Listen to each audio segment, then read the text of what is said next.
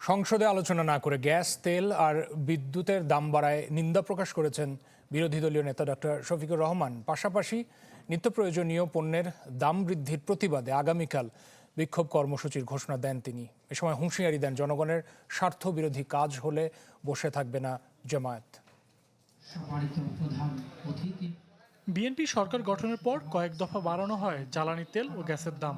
১ June জ্বালানি তেলের দাম সমন্বয়ের পর বুধবার ঘোষণা আসে বিদ্যুতের দাম বাড়ানোর। সংসদে আলোচনা ছাড়া নিত্য প্রয়োজনীয় পণ্যের এমন দাম বৃদ্ধির নিন্দা জানিয়েছেন বিরোধী দলীয় নেতা ডাক্তার শফিকুর রহমান।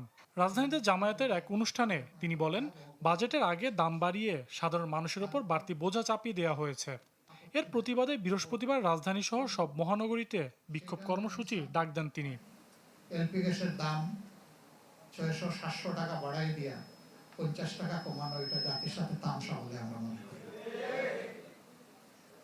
আবার ইদানিং দেখেছেন 1 মাসও হয় নাই, তেলের মূল্য বৃদ্ধি করা হলো 8 থেকে 12%।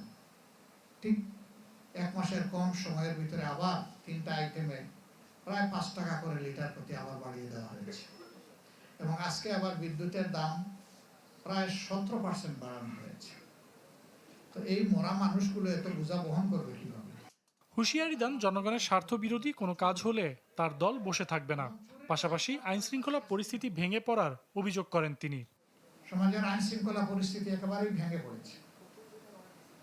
পরপর 2টা ঘটনা দেখেন আপনাদের পাশে। একটা রামিসার ঘটনা, এটা ফিরিস্তা সমান নেই, সর্বনাশ করে গলা কেটে 2 টুকরা করে ফেলল। কোথায় আছে মানবতা? আমি কালকে সিলেটে গেলাম, সেই একই ধারার আর একটা ঘটনা দেখে আসলাম।